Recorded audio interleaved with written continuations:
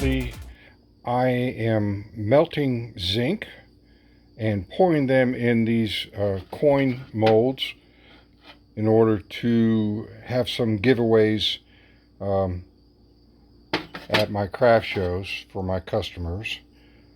And also, it's just a marketing thing right now. I mean, I guess I could sell these, but right now it's really just a marketing thing, giveaways and such. So the issue I've been having when pouring these is I'm dealing with the Mighty Meniscus. Now, the meniscus is that rise in level between the surface of the whatever object you're pouring into. That rise that's due to the density of the zinc creates an extra thick coin that I really don't need. So what I'd like to do, I think I have come up with a solution to combat the Mighty Meniscus. Okay, so here's my setup. I've got a torch that is specifically designed to point downward. Now that helps out a lot. Most of these other torches that I've used tend to sputter and die out when pointed down. It's got something to do with the propane flow and the airflow and the crowding the end of it like I tend to do in order to get the flame down into the crucible. So far this one works pretty good, and what I'm doing is I have produced some zinc ingots that'll help speed things up. But really, to get going and to do an explanation, alright, so this setup over here is a vibrating board that I've used to shake up these molds a little bit while I'm pouring, and that seems to, so far, that seems to minimize that rise, and it enables me to pour a thinner coin and not waste so much. You know, it doesn't need to be that particularly heavy, just needs to look nice, and I think thinner is better. This setup here is a hand sander. It's variable speed, and that's really important, I have found. And I have a foot pedal to control it, turn it on just before I pour and as soon as I'm done. So this works out really good. So I'll show how that works out. We'll go ahead and lock down this camera and we'll get going. Alright, so we really have to get this torch going here.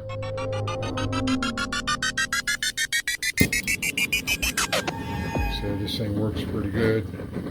Been using it quite a bit lately. We've got to get this crucible heated up, and once I get that going, I can keep pouring coins for as long as I want. So these little zinc ingots fit in the crucible quite nicely.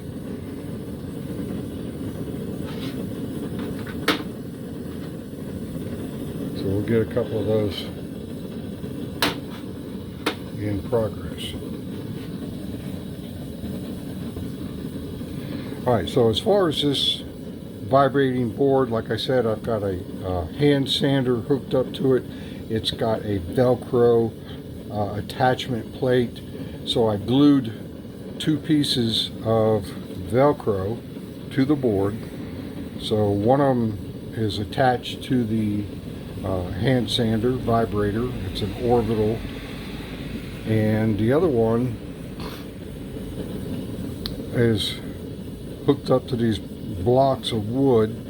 I had to come up with something that would hold the mold and be able to vibrate along with the board. So this is Actually, kind of worked out kind of nice so far. So I can go ahead and stick that on there. These little pins are situated so it will hold the mold itself. Now these graphite molds, there's several of them out there. So far, no matter who I get them from, as long as the graphite is a good quality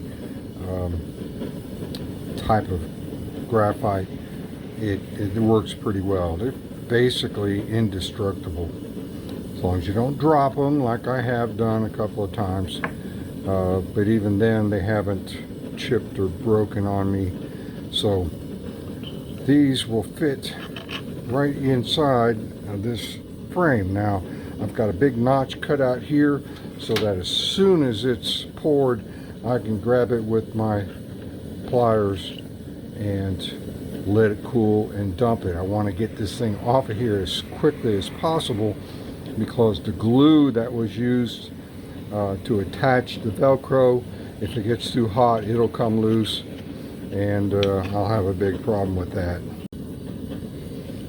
Okay, so this is what we're doing so far. Now this coin on the left, this was poured without the use of the shaker table. It is pretty thick, and you see because of the properties of this meniscus, it creates a really thick coin. So you have to pour it to a certain point to get it to fill correctly, and when you do, you end up with this really thick coin. Now if I conversely put this in with the shaker, it drops that meniscus down, it spreads the whole liquid metal evenly throughout the mold, and it cools rather quickly so you don't get that big rise in the metal here. Alright, so this works out better for me. I'll weigh these and get a comparison on the two coins, one with and without being poured in the shaker table. Okay, so it looks like we're getting down towards the bottom of the crucible. Experience here is shown that I'm usually pouring somewhere between 750 and 800. So let me just finish stirring this up, make sure I'm all the way down to the bottom, and I'll give it one last skim. Now these ingots are pretty clean already, so not a whole lot. Stir it up one more time. Now what I'm going to do, I'm going to pour this one without the shaker table and show how the meniscus wants to fill up the entire mold before it's complete, and that makes it really thick.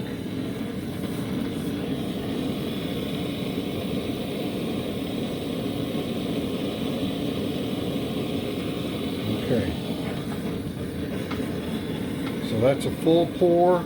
I did not intentionally over pour it. In order to get the full spread, this is how much you have to put in. And you see that's freezing up, and I want to get it off as soon as possible so that we're not melting my glue. Alright. So now we'll do one with the shaker table.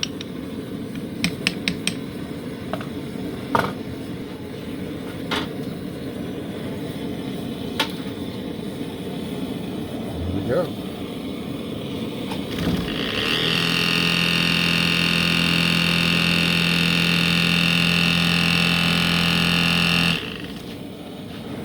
Okay, so as you see, I could pour a lot less. The vibrating board gets it to spread out really nicely, and I'm using quite a bit less zinc to fill that mold.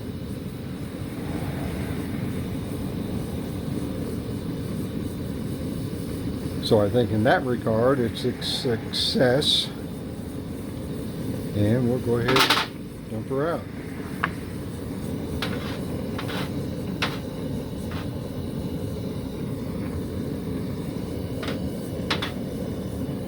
Alright, well, the surface on that one, probably because of the vibrations, makes it look a little funky. It's the first time I've seen that. Go ahead and we'll do another one real quick.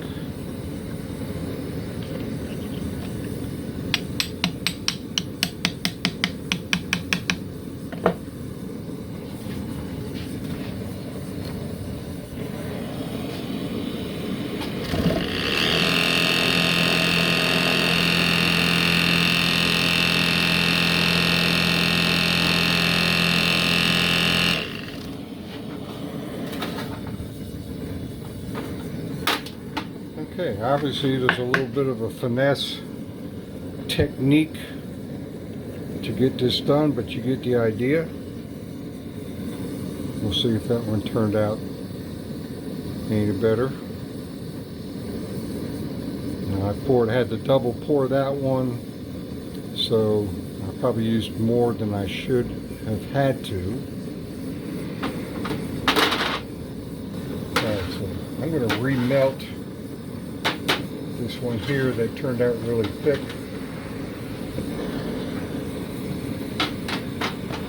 And we'll pour it again.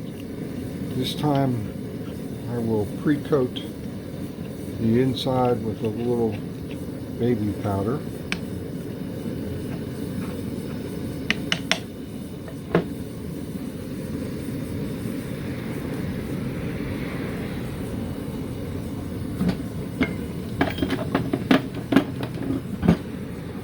Now, normally this is not necessary on these graphite molds.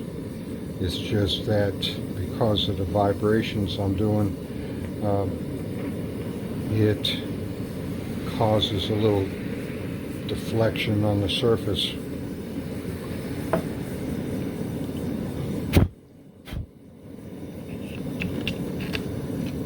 And let's see if that helps. See.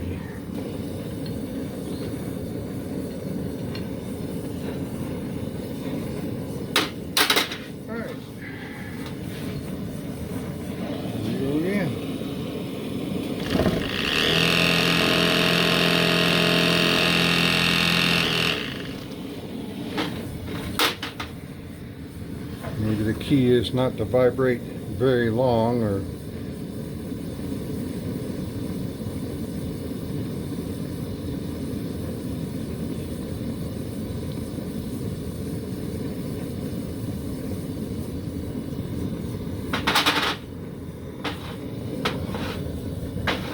oh yeah, it looks pretty good. These are going to buff up real nice. Let me go ahead and we'll do this smaller one. Let's see. Change out that block.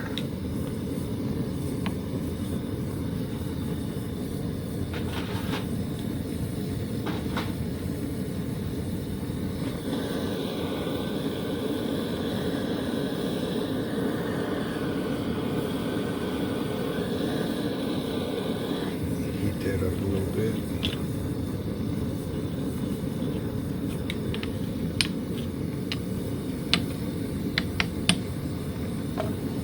Okay. Give that one a pour.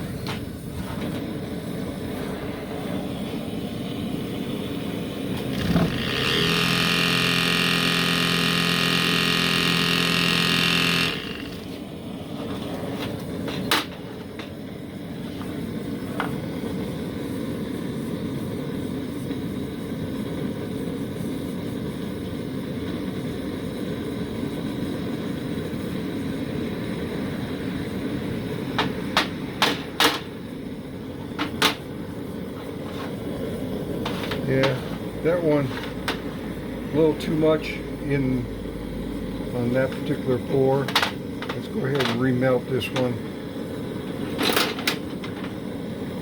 As you can see, I got too much in there and overflowed the mold. We'll try it again. Like I said, still trying to get the technique down to do it, and some of them I do really well, and some of them I just, don't know when to stop pouring. But here's one of those. Turned out pretty thin, and that's what I'm shooting for.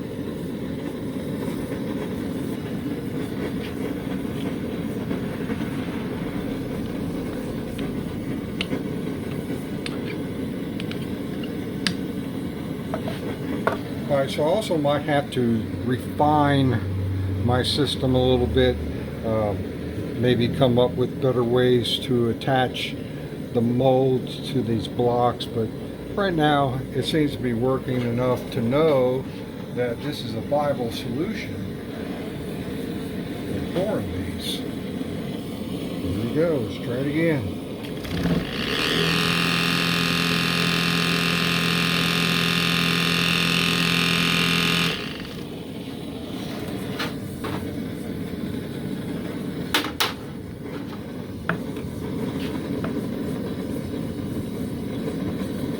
So the trick is to just know when to stop.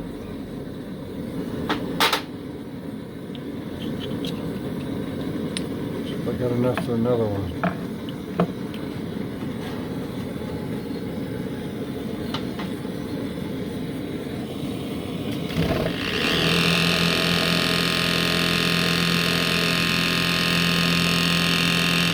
Yeah, that was a good one.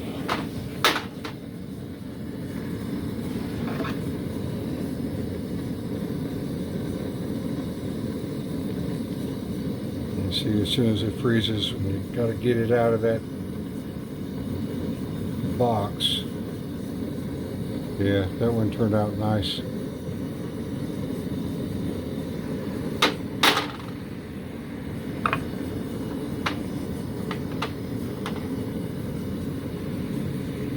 Okay, pretty thin.